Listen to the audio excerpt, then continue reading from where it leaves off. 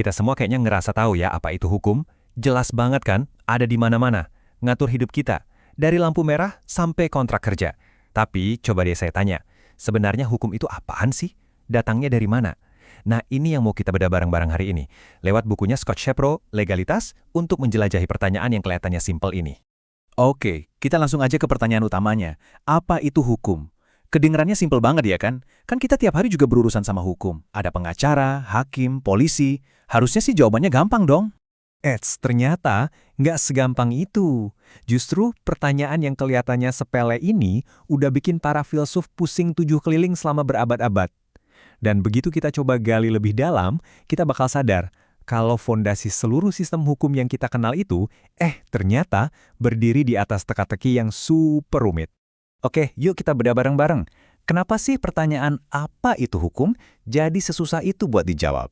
Nah, untuk ngertiin ini, kita harus bisa bedain dulu nih antara dua jenis pertanyaan yang kelihatannya mirip, tapi sebenarnya beda banget.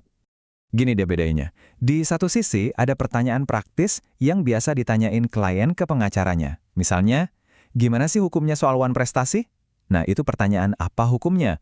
Tapi ada pertanyaan lain yang jauh lebih mendasar, pertanyaan filosofis. Apa itu hukum pada dasarnya? Nah, inilah pertanyaan gede yang mau kita bahas sekarang, sifat dasar dari hukum itu sendiri, nggak peduli di mana atau kapanpun. Sekarang Anda mungkin mikir, waduh, ini kok jadi ngomongin filsafat sih? Emang penting banget gitu di dunia nyata? Wajar banget kalau mikir gitu. Tapi, coba kita lihat deh kenapa jawaban buat pertanyaan filosofis ini punya dampak yang benar-benar nyata. Rasa skeptis ini bahkan disuarain sama hakim sekelas Richard Posner loh.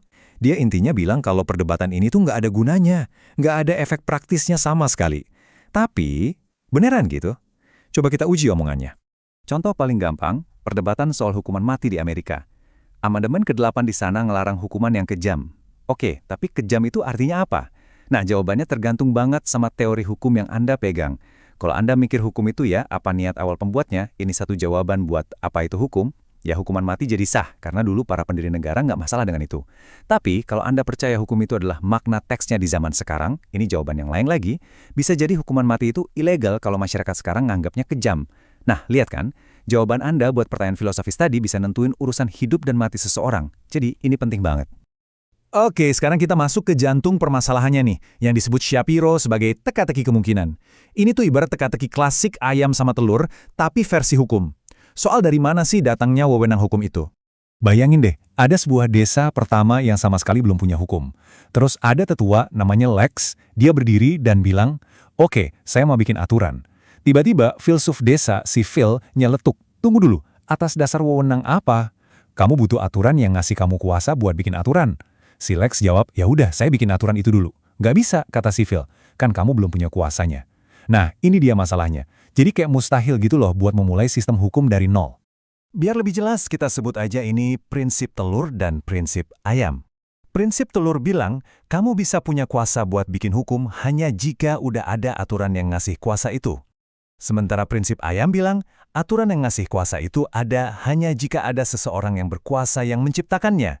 Nah loh, kalau dua-duanya benar, gimana caranya hukum bisa mulai? Kayak muter-muter di situ aja kan? Inilah teka-teki inti yang harus dipecahkan sama semua teori hukum. Nah, karena ada teka-teki ini, sepanjang sejarah filsafat hukum, itu isinya ya usaha buat mencahin masalah ini. Dan dari semua usaha itu, muncul dua kubu besar, dua jawaban utama yang saling bersaing. Kubu pertama, itu positivisme hukum. Mereka bilang hukum itu intinya soal fakta sosial. Apa yang orang-orang di masyarakat setujui, lakukan, dan tegakkan. Jadi, wewenang itu datangnya dari kebiasaan sosial. Kubu kedua, itu hukum kodrat. Mereka berpendapat beda. Menurut mereka, hukum itu dasarnya adalah fakta moral. Wewenang hukum yang sejati itu datangnya dari apa yang benar dan adil secara moral. Nah, disinilah ceritanya jadi makin menarik.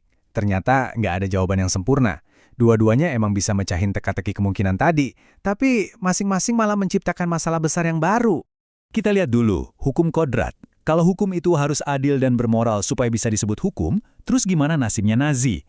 Jelas-jelas mereka punya sistem aturan yang ditegakkan. Ada pengadilan, undang-undang, polisi.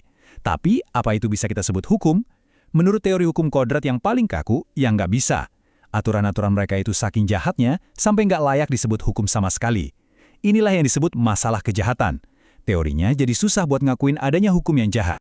Sekarang, giliran masalah buat kaum positivis. Namanya tantangan Hume.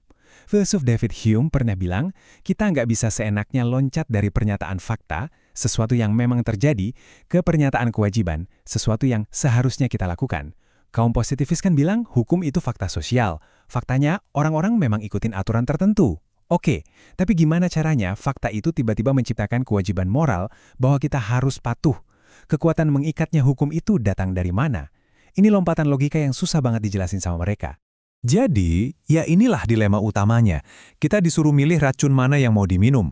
Mau teori hukum kodrat yang nggak bisa ngejelasin adanya hukum yang jahat, atau teori positivisme hukum yang nggak bisa ngejelasin kenapa hukum itu wajib kita patuhi. Pertanyaannya sekarang, kelemahan mana yang lebih fatal? Nah, di bukunya, Shapiro sebenarnya nawarin jalan ketiga. Dia bilang hukum itu pada dasarnya adalah sebuah rencana sosial yang kompleks. Tapi itu pembahasan untuk lain waktu ya.